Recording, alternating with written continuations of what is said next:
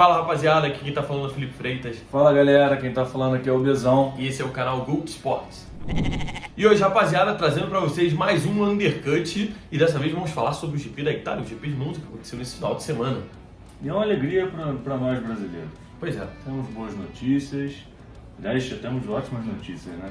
Pois é, mas antes da gente dar essas notícias, eu vou pedir para você deixar o seu like, para comentar, compartilhar e se inscrever no nosso canal, que ajuda bastante. Também segue a gente nas nossas redes sociais, lá no Instagram, no Twitter e no TikTok, e lá na roxinha, @canal Gold Sports. Recado dado, vamos falar um pouco sobre o GP e fica até o final que a gente vai dar uma notícia muito feliz para os brasileiros.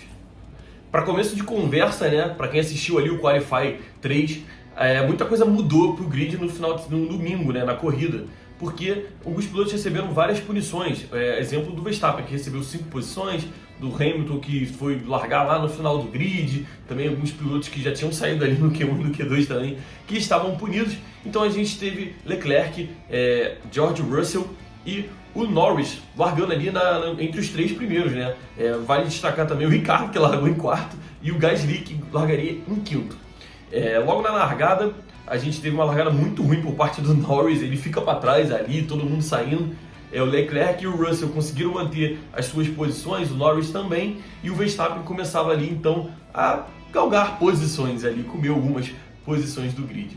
E ali a gente pôde ver a superioridade do carro da RBR, né? Porque o Verstappen nas primeiras voltas, vamos lembrar que as primeiras voltas costumam não ter o DRS ativado, eles demoram algumas voltas até liberar o DRS, e o Verstappen estava passando ali com tranquilidade em cima dos carros.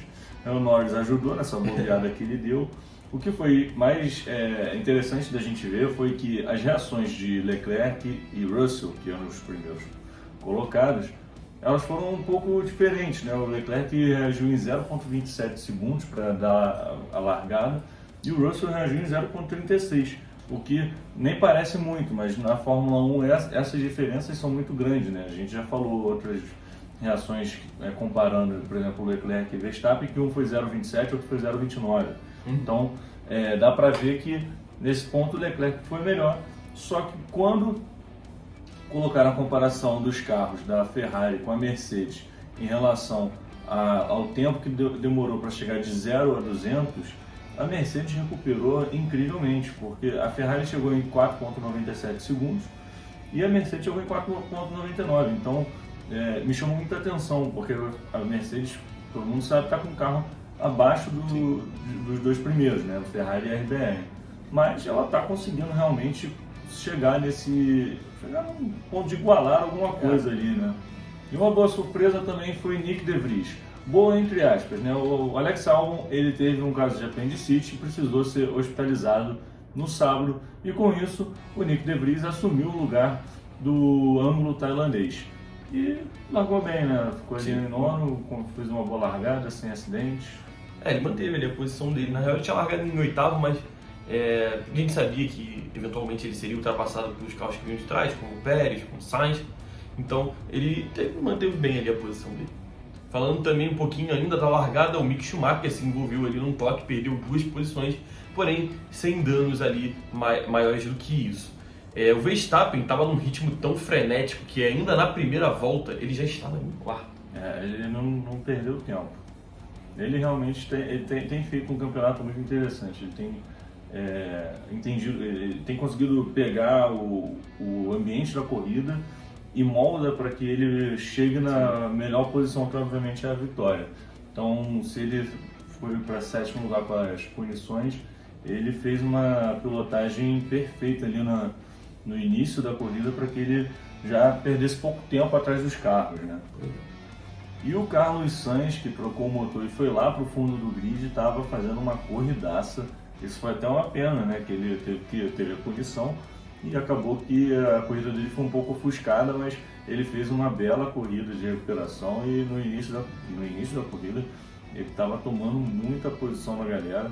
O Pérez, que também tinha trocado seu motor, estava tentando acompanhar, mas claramente não conseguia. E aí logo na volta 8, o próprio Pérez para o seu carro para fazer o primeiro pit stop. Ele troca o pneu, ele bota o pneu duro. O que chamou a atenção foi que estava saindo uma fumaça ali do disco de freio do Pérez. obviamente os componentes eles ficam muito quentes, né? Vão uma temperatura muito elevada, mas eles são preparados para isso. Mas chamou atenção ali na hora do pit stop, quando o Pérez saiu também, até comentaram na transmissão, mas a equipe também não falou mais nada, então deve ter sido só um superaquecimento ali rápido e foi resolvido. Quem também teve problemas com o seu carro foi Sebastian Vettel, que teve que abandonar a corrida, causando ali um virtual safety car, porque ele parou ali perto de uma zona de recuo ali. Então, tipo, para não ter tantos problemas assim na pista, eles só deram o virtual safety car, que aí colocou algumas cartas na mesa, né? A Ferrari prontamente chamou o Charles Leclerc para o boxe para tocar os pneus, já que o Max Verstappen vinha se aproximando, ele já estava ali em segundo. Então, eles chamaram o Leclerc para ir para os boxes para não perder tanto tempo. Contudo, ali já gerou uma certa suspeita de que talvez a Ferrari tivesse parado muito cedo, né? Porque, como vocês sabem, eles largaram em pneus macios. E aí, ele tinha uma vida útil de mais ou menos de 16 a 18 voltas. E o safety car foi causado na 12ª volta apenas. Então, ficou ali no ar, né? Será que vai acontecer? Será que foi muito cedo? É difícil de criticar, porque realmente o Verstappen estava encurtando muito a distância para o Leclerc. Então talvez trocando os pneus, indo para os pneus médios, mesmo que fosse uma coisa de parar um numa volta, o outro parar em outra, talvez pudesse trazer problemas para o Leclerc, porque o ritmo estava extremamente diferente, né? Exatamente, eu acho que ali nesse ponto foram dois chutes não, mas foram duas estratégias das equipes que, obviamente, uma ia levar a vantagem. O Vettel realmente parou num ponto muito fácil para tirar o carro, e aí a RBR optou por não mandar o Verstappen parar, ao contrário da Ferrari, que naquela ocasião era até, digamos assim, era a estratégia que todo mundo costuma fazer. Tem um virtual safety car, um safety car, as equipes adiantam suas paradas porque vai gastar menos o pneu e tal, enfim, aquelas questões todas da estratégia. A questão foi que o Vettel parou muito bem o carro dele. E aí foi muito rápido, tanto é que o virtual safety car ele acaba quando o Leclerc está saindo do box. Os danos não foram tão grandes porque ele perdeu apenas a posição para o Verstappen, que era uma coisa que estava meio iminente que ia acontecer, mas ele conseguiu continuar a corrida, só que realmente nesse ponto aí foi assim, acho que um azar da Ferrari, nem considero um erro, foi um azar da estratégia dela não ter dado certo. E ali na saída do box, o Leclerc ainda dá uma escorregada na curva 2 por causa da temperatura do pneu, mas sem susto, ele passou direto ali, foi tranquilo. E na volta 26, o Verstappen entra para fazer o seu primeiro pit stop. Ele só perde a posição ali para o Leclerc e volta tranquilo. E o Sainz, ele para na volta 31, que foi interessante que ele deu uma fritada muito grande ali na entrada dos boxes. Deu um susto, né? Não, ele pode, né? Ele pode acabar teu pneu que não tem problema. Se tivesse dado alguma merda com o carro deles, porque a fumaça é absurda mesmo. Provavelmente foi porque ele estava muito rápido na entrada do pit lane, então para não tomar nenhuma multa, ele deu um apertão lá no freio. E logo depois, pouco tempo depois, na volta seguinte, na verdade, o Alonso foi para os boxes, mas dessa vez não voltou mais. Ele abandonou a corrida com problemas no seu carro. Mas para frente, o Leclerc então vai fazer a sua segunda parada ali, trocando para pneus macios e mais uma vez troca de posições ali com o Max Verstappen. No pit stop do Norris aconteceu algo muito curioso, porque ao sair ali dos boxes ele encontrou com o Ricardo, Gasly e Hamilton. O Ricardo passou, né, foi embora. Só que o Norris ali saiu numa batalha com o francês, ali com o Gasly. E quem se aproveitou dessa briga entre os dois foi o Hamilton, que tratou logo de ultrapassar os dois e ir embora. O Hamilton também, que tinha largado lá para trás, estava num ritmo muito bom ali naquela corrida, recuperando muitas posições ali no grid. Ali um pouco mais para frente o Norris consegue passar o Gasly então e também consegue passar o Daniel Ricciardo. Ali foi a primeira vez que o Norris conseguiu repassar, né? Ultrapassar o Ricciardo desde a largada, quando ele tinha largado muito mal. Na volta 43, o Pérez faz a sua terceira, perdi já. Faz mais uma parada e também dá aquela boa fritada, mas como eu falei, ali na entrada do box pode, porque você pode gastar teu pneu, pode chegar até sem pneu que você troca. Porém, na volta 47, Daniel Ricciardo enfrentou problemas no seu carro e precisou abandonar a corrida, o que causou um safety car. E aí, começa aquela correria de boxe, a equipe vai se arrumar, aí desiste. Aí, enfim, todo mundo resolveu parar, porque como a gente sempre fala, é uma praxe mesmo, dá safety car, vamos trocar pneu e tal.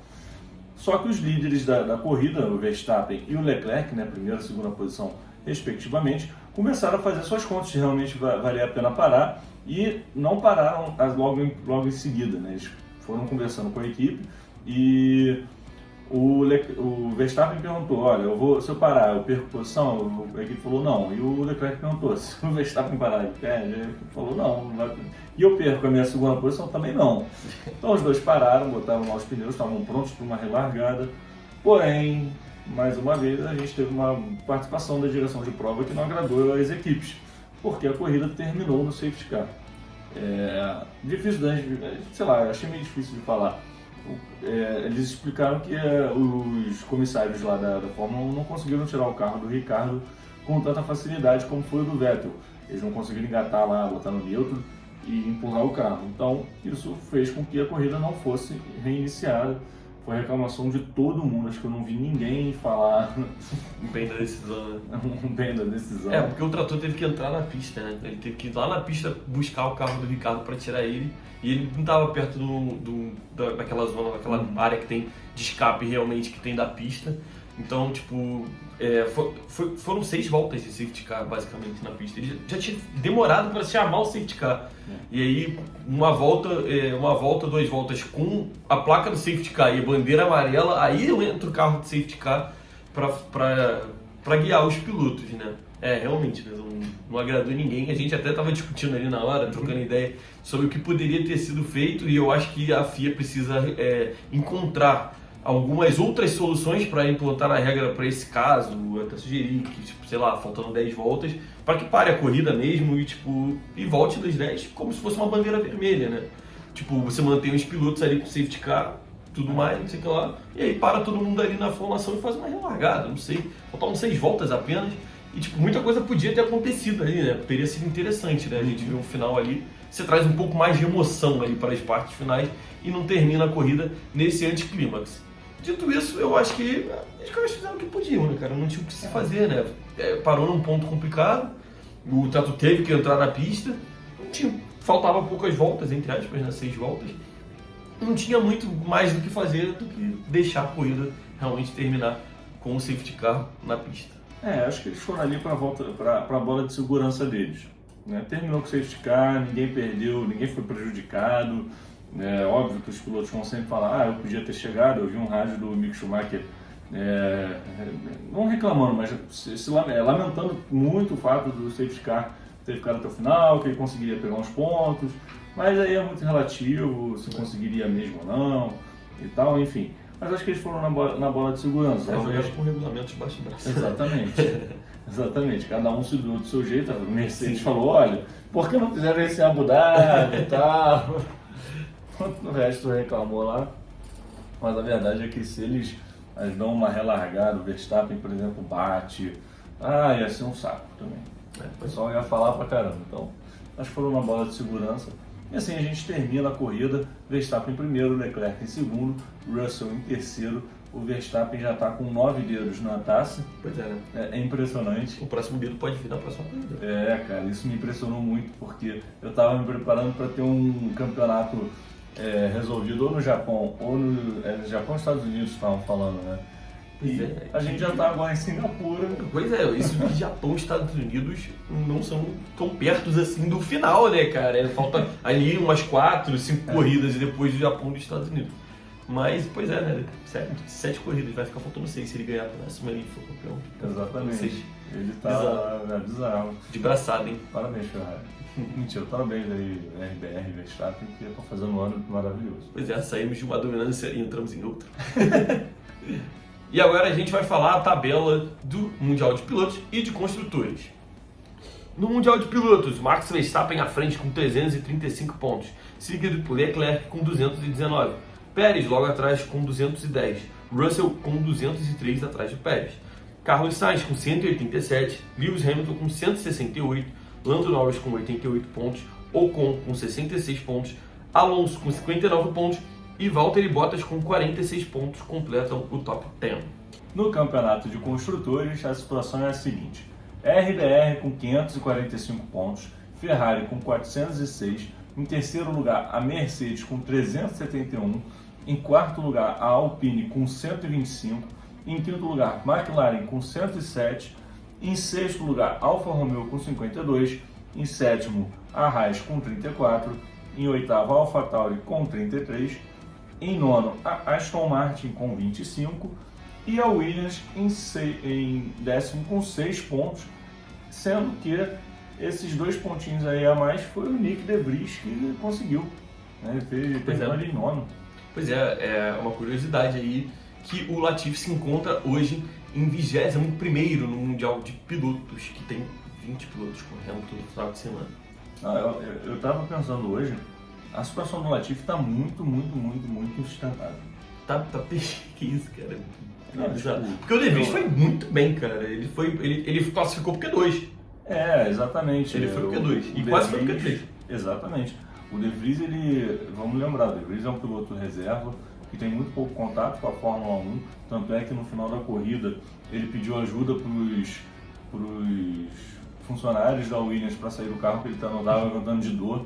Então, assim, ele não está preparado fisicamente para aguentar uma corrida de Fórmula 1, para vocês verem como é que a questão física pega também. E ele foi tranquilo no carro, não fez nenhuma besteira, não fez grandes erros, né? Ele foi bem. Não, ele deu uma saída ali no Q2, eu acho. Ele tomou advertência por sair um pouco da pista ali, mas até falar, é normal para um piloto que não está acostumado com a Fórmula 1, tudo dentro da normalidade. Exatamente, e o Latifi, e a diferença do tempo dele, né, pro Latifi, assim, tá meio que ficando assim, insustentável pro Latifi. Você traz de volta ali a discussão sobre se vale a pena você manter um piloto só pela grana que ele tem, porque o De Vries, por mais que a gente esteja falando tudo isso que ele não está acostumado, ele é um piloto de nível muito bom, ele é campeão da F2, campeão da Fórmula E, então ele é um piloto, um automobilista bom. Então, se talvez tivesse tido mais oportunidades ali na Fórmula 1, talvez ele tivesse tido uma carreira de melhor sucesso ali dentro da Fórmula 1, né? E ele não é um piloto reserva qualquer, ele é um piloto reserva da Mercedes, né? Ele é piloto reserva do Hamilton e do Russell, então dá pra entender um pouquinho, né? Porque também ele não tem esse tempo todo na pista.